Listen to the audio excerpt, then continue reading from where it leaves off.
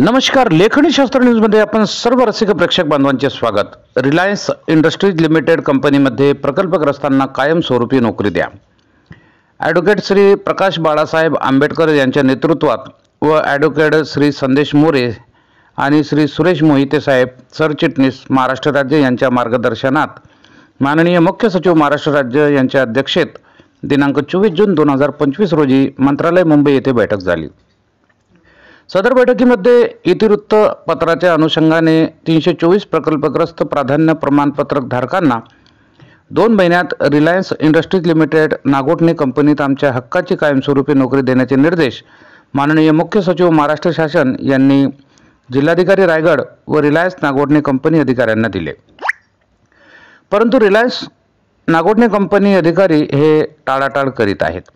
मंगळवार दिनांक 7 ऑक्टोबर 2025 पासून बेमुदत आमरण उपोषण आझाद मैदान मुंबई येथे प्रकल्पग्रस्त उपोषणाला बसणार आहेत। जोपर्यंत प्रकल्पग्रस्तांना न्याय मिळत नाही तोपर्यंत हा लढा सुरू राहील अशी माहिती प्राप्त झाली आहे।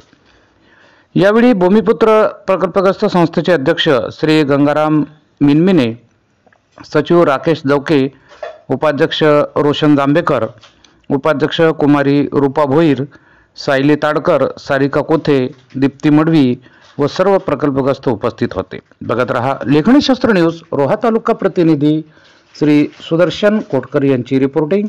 जय हिंद, जय संविधान, जय महाराष्ट्र।